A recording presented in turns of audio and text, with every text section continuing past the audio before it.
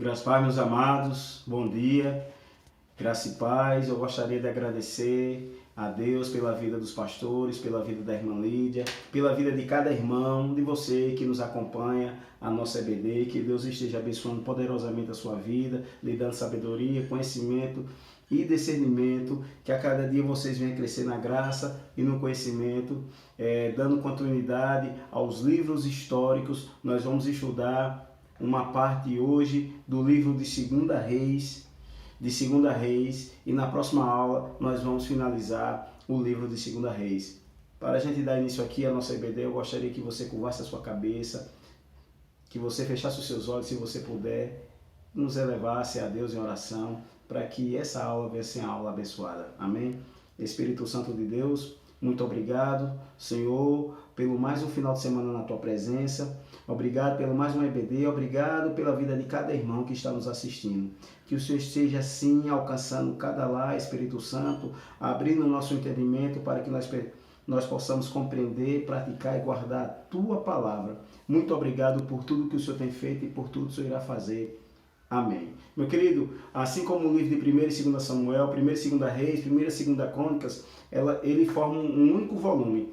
Aí na Septuaginta, eles foram divididos, esses livros. O livro de 2 Reis foi escrito mais ou menos no ano 560 antes de Cristo. Você vai ver aqui falando aqui da sucessão do profeta Elias, né, que Eliseu ele assume o papel de profeta. Você vai ver alguns reis, você vai ver que em Israel do Norte, o reino do norte, você vai ver 19 reis, que esses 19 reis, todos eles desobedeceram a Deus, e eles foram levados cativos para onde? Para a Síria.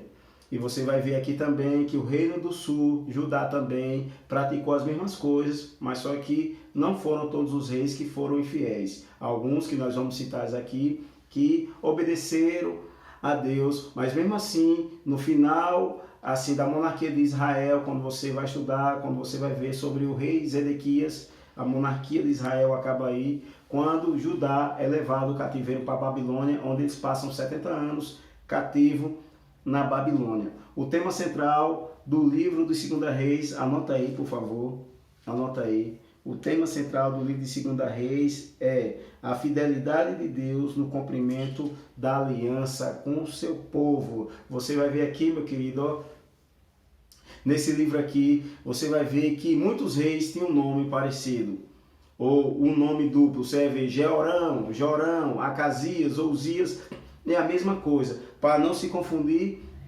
eu vou tentar aqui explicar o mais rápido possível aqui, o mais preciso aqui, para que os irmãos venham aprender. 2 Reis, o tema principal anota aí, a fidelidade de Deus no cumprimento da aliança com o seu povo. No livro de 2 Reis, no capítulo 1, já começa com o quê? Já começa falando da morte do rei Acabe e do reinado de quem? Do reinado do seu filho Acasias. O que foi que aconteceu com Acasias? Acasias estava no terraço da sua casa e ele cai.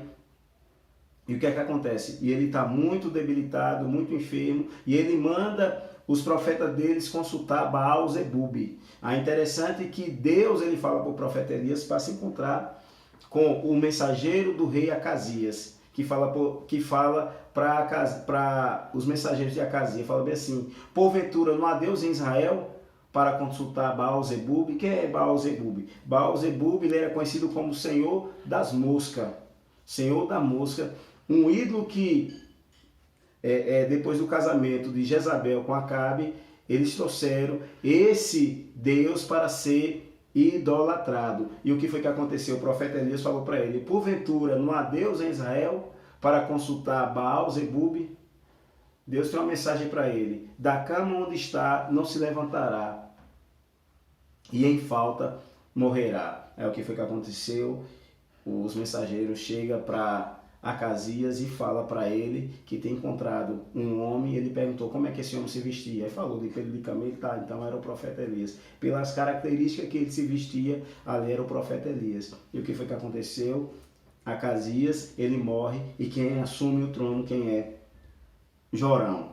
Jorão assume o trono, e você vai ver isso aí no capítulo 1, no versículo 9, quando Acasias manda trazer o profeta Elias, manda 3 capitães de 50, do profeta Elias ele fala, se eu sou homem de Deus, que desça fogo do céu e consuma a ti e os seus 50, e nisso consumiu 2, e o terceiro pediu misericórdia, e Deus falou com ele, com esse aí desce e vai e se apresenta.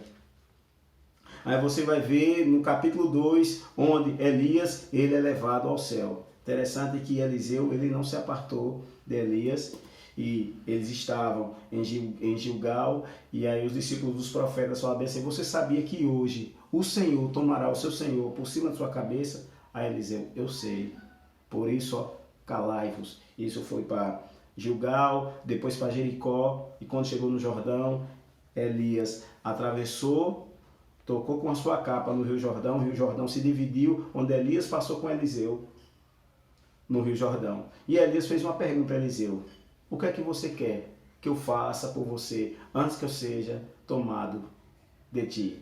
E Eliseu pediu, eu quero que duplique em mim o teu espírito, ou seja, eu quero porção dobrada do teu espírito. Eliseu não se sentiu capaz de fazer as mesmas coisas que Elias estava fazendo, mas só que não era Elias que estava fazendo, e sim o Espírito que estava em Elias. E Eliseu, ele foi ousado, eu quero porção dobrada do seu Espírito. E o que é que acontece? Elias fala para ele, dura coisa tu me pediste, porém, se você me vê quando eu subir ao céu, então isso vai acontecer com você. E o que é que acontece? Deus manda a sua limusine, uma carruagem de fogo. E essa carruagem de fogo separa Elias de Eliseu. E Elias sobe no redemoinho e Elias joga sua capa para o profeta Eliseu. É interessante, quando Eliseu ele volta sozinho, ele chega com a capa de Elias e toca no Rio Jordão e fala, onde está o Deus de Elias? E o rio se divide. E é interessante que os discípulos do profeta, o espírito de Elias repousa sobre Eliseu. Nós vamos aprender muita coisa aqui com esse homem aqui, ó, com Eliseu aqui. É interessante que os discípulos do profeta vão tentar procurar Elias e Eliseu, rapaz, não procure. De tanto eles insistir, Eliseu, então procure. E aí eles procuraram 3 dias e não encontraram. Eliseu, eu não falei que vocês não procurassem? Aí você vai ver no versículo 19 do capítulo 2, Elias, as águas de Jericó estavam o quê? Estavam amargas. E Elias, ele joga sal e torna as águas saudáveis. O lugar onde Deus tinha determinado através de Josué uma maldição, pelo próprio profeta Eliseu, Deus torna as águas saudáveis. Onde existia morte, Deus dá vida. O sal era usado com o quê? O sal era usado nos rituais de purificação. Se você quiser anotar isso aí, você anota. O que me chama a atenção é no versículo 23 do capítulo 2, onde Eliseu ele era careca, e o que é que acontece? Os jovens 44 jovens começam a zombar de Eliseu, chamando ele de careca. Sobe aqui, careca, sobe aqui, careca, sobe aqui, careca. E ele vira, o texto não fala o que ele disse, mas ele amaldiçoou aqueles 44 jovens. O que foi que aconteceu? 2 ursas saíram da floresta e despedaçaram aqueles 44 jovens. Aí você deve estar falando, glória a Deus, irmão, misericórdia. Misericórdia, misericórdia. Jesus ele falou isso, anota aí, ó. Eu vou dar algumas referências aqui. Eu gostaria que você anotasse. Anota aí Lucas 6:28. Jesus ele disse o seguinte: se alguém está falando mal de você, fale bem. Se alguém está lhe perseguindo, ore por aqueles que vos perseguem. Jesus ele está falando no Sermão do Monte, lá em Lucas. Ele está falando da vingança, que era olho por olho, dente por dente. Ele, não, irmão, não seja assim. Alguém está perseguindo você? Ore por ele. Alguém está falando mal? Fale bem. Fale bem. Interessante que lá em Provérbios, anota aí, Provérbios 17:23. Provérbios 17:23 diz o seguinte, ó, aquele que paga o bem com o mal nunca se apartará da sua casa. Eu vou dar outra referência, Provérbios 18:21. Que a morte e a vida está no poder da língua. Aquele que bem se utiliza dela comerá do seu fruto.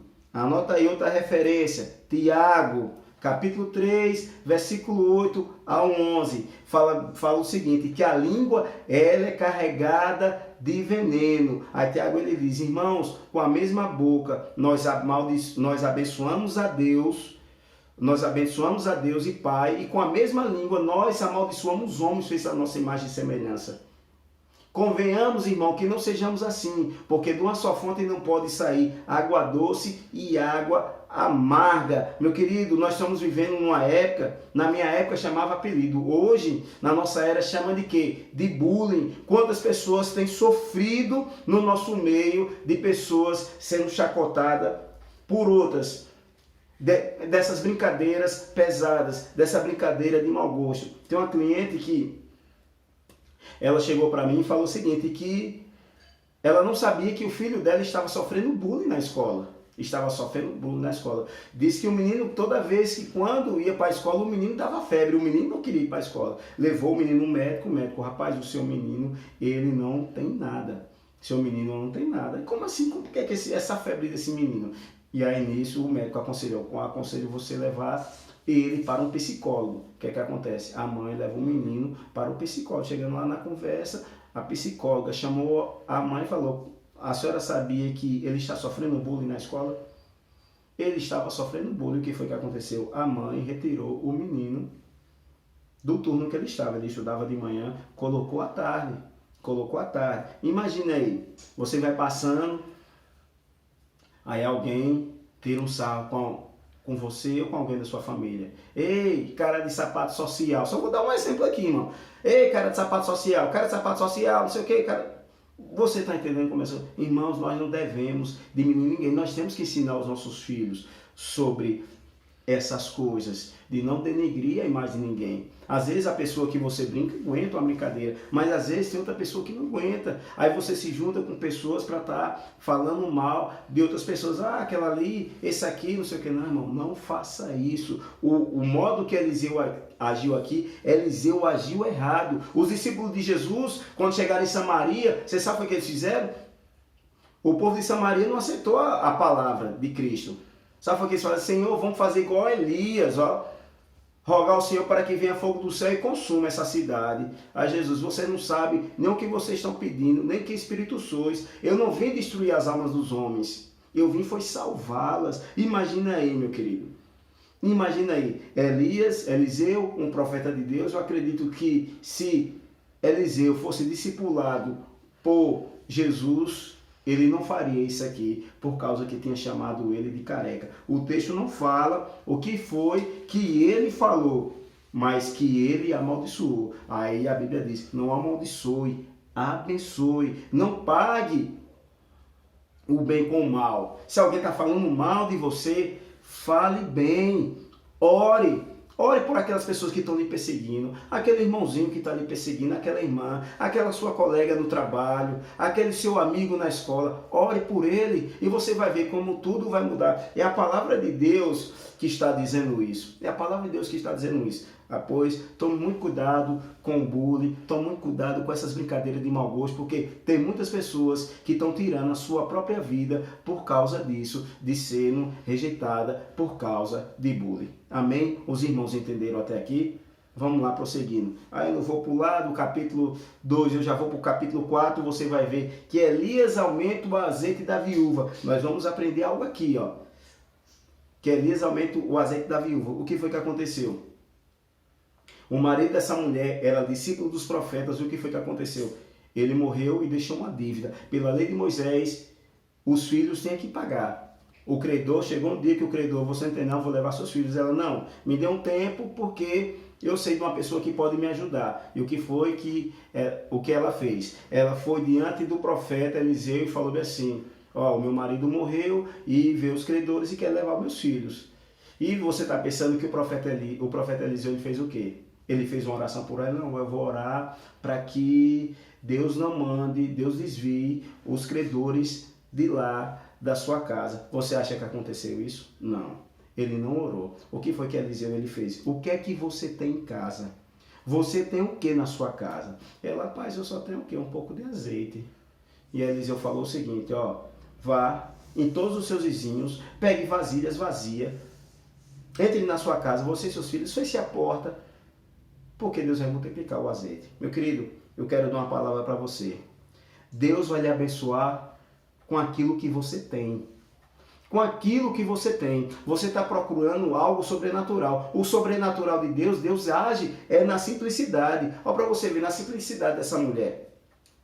Eliseu, ele podia fazer uma oração por ela, mas ele não, ó, você tem o que em casa? Pronto, faça isso. Pegue o azeite e bote nas vasilhas, vazia. Interessante que quando ela está enchendo lá as vasilhas, aí o filho, ei mãe, acabou, e o azeite parou. Só para você ver aqui o que foi que aconteceu, que essa mulher, ela agiu pela fé, ela foi procurar socorro com a pessoa certa, Agora eu quero abrir um parênteses aqui e falar algo para você. Com quem você tem abrido o seu espaço vital?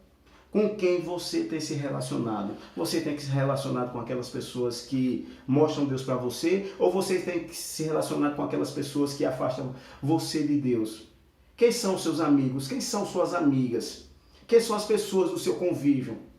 Será que elas são de confiança? Ou você tem se decepcionado? Cuidado com quem você tem abrido o seu espaço vital. Essa mulher abriu o espaço vital dela com um homem de Deus, com um homem segundo o coração de Deus, Eliseu. E o que foi que aconteceu? Deus aumentou o azeite dessa viúva. Aí ela chega para o profeta, o que é que eu vou fazer? Aí o profeta, ó, vá, pague a sua dívida e viva com o resto. Meu querido, às vezes nós olhamos assim o texto, viva com o resto. Pensa que só foi um mês aquele resto ali e depois ela voltou a ter fome de novo. Não, meu querido. Esses filhos dela aí, ó, era adolescente. Você sabe qual foi o resto que ela viveu? O resto que ela deu para ela viver, até os filhos dela chegar à fase adulta e começar a trabalhar e sustentar ela. Esse é o nosso Deus que provê todas as coisas. Eu quero dizer algo aqui para você. Você que está desempregado, você que já botou currículo em vários lugares. Eu quero dizer uma coisa para você. Deus, ele vai abrir a porta quando você menos esperar. Creia, porque Ele é o dono do ouro e da prata. Esse momento que você está passando aí, Deus quer que você o busque a sua presença, honre a Deus em tudo. E quero dizer uma coisa para você, e seja fiel a Deus, porque Deus, ele vai permanecer sempre fiel na sua vida, como diz o salmista. Eu fui velho e hoje eu fui moço e hoje eu já estou velho. Eu nunca vi um justo, nem a sua descendência, mendigar o pão. Meu querido, quando nós lançamos sobre ele a nossa ansiedade, Deus, ele vai suprir todas as nossas necessidades. Aí vamos lá para o versículo 8. Você vai ver uma mulher rica, a Sunamita. Essa mulher era rica. Mas só que ela não tinha filho. E toda vez que ela via Eliseu passar, rapaz, toda vez que esse homem de Deus passa aqui, vamos fazer um quarto, uma cama para ele, uma mesa, uma cadeira e um candeeiro para ele se hospedar aqui. Interessante que o profeta ficou constrangido. Falou, rapaz, mas não tenho como recompensar, mas eu tenho algo para essa mulher. Geazi, pergunte o que é que eles necessitam. Não, eles necessitam de nada, não. Não, eles não têm filho. É? Assim como vive o Senhor. Daqui a um ano você vai abraçar um filho. Meu Senhor, não me engano. Daqui a um ano você vai ter um filho. O nosso Deus é um Deus que muda situação. Essas pessoas aqui, ó, essa sunamita aqui, ela já era avançada em idade e Deus honrou a palavra do profeta, onde ela pôde abraçar um filho, mas por causa de quê? Por causa da atitude dela. Meu querido, eu quero que você grave isso que eu vou dizer para você. O que nós fazemos aqui hoje ecoa na eternidade. Aqueles que me honrar, Deus está falando. Aqueles que me honrar, eu também o honrarei. Meu querido, se você está honrando a Deus, Deus ele vai te honrar. Seja, nem que área for, Deus ele vai te honrar. Espere, seja paciente, porque o tempo de Deus vai chegar na sua vida. Amém? Eu vou prosseguir aqui, meu querido, porque é muito assunto e você vai ver aqui, ó. Depois disso aqui, no capítulo 4 ainda, no versículo 42, você vai ver a primeira multiplicação dos pães. Não foi lá com Jesus, foi aqui com Eliseu. Eliseu multiplicou 20 pães para 100 homens, a primeira multiplicação. Agora no capítulo 5, você vai ver em quem? Você vai ver Naamã, um general sírio. Nós temos que aprender uma lição aqui também. Com quem? Com Eliseu, com Naamã e com quem? E com uma menina que a Bíblia não fala o nome, uma israelita que vivia cativo na casa de Naamã como serva. E o que foi que aconteceu?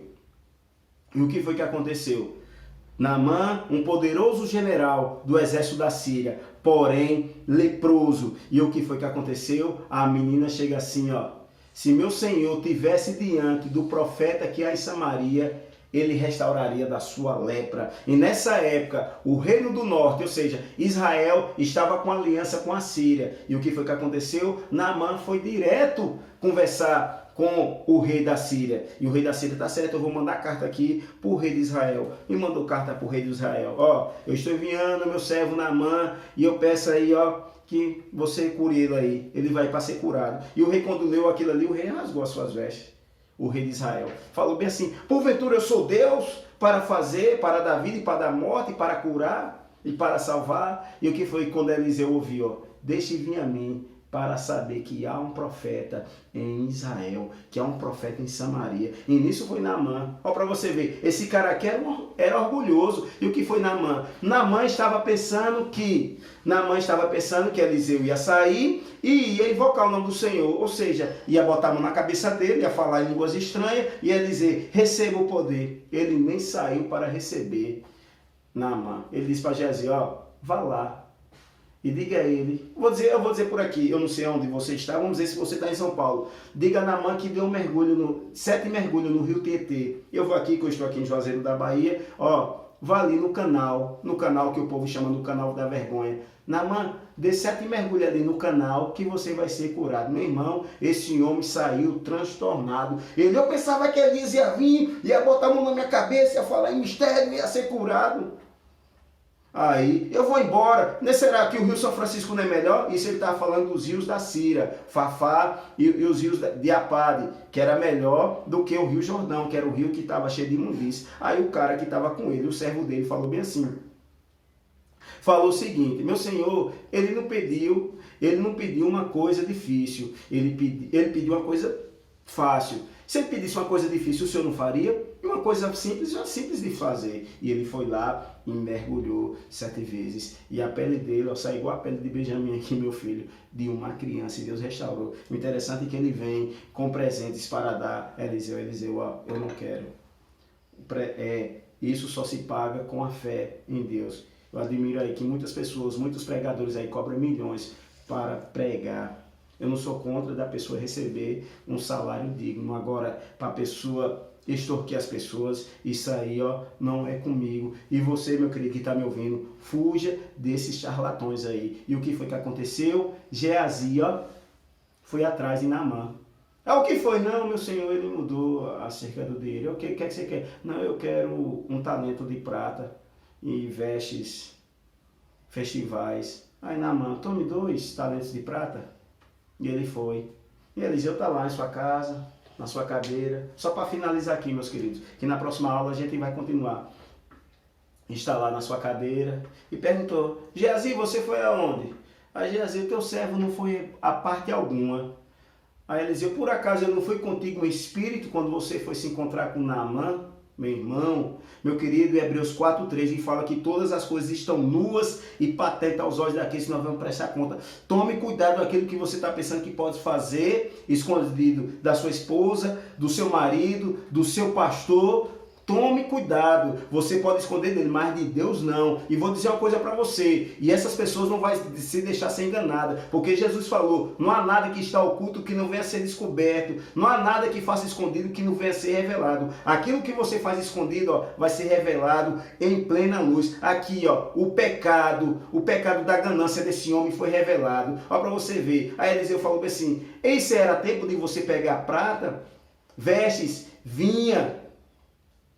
A lepra que estava em Naamã vai se apegar em você para sempre. E ele saiu leproso. Meu querido, tome cuidado com as coisas de Deus. tome cuidado, se é hora de receber, se não é hora, para você ver, ó, ele foi lá com o espírito ganancioso, e o que foi que ele recebeu? Ele recebeu foi a lepra de Naamã, ó. Aí o profeta Eliseu, a lepra que estava em Naamã vai se apegar em você para sempre, que isso não era a época de você pegar ouro e prata, porque tudo tem seu tempo. Meu querido, ó, que Deus esteja abençoando poderosamente o seu domingo, que na próxima aula nós vamos terminar esse assunto. Amém? Que Deus abençoe em nome de Jesus. Amém.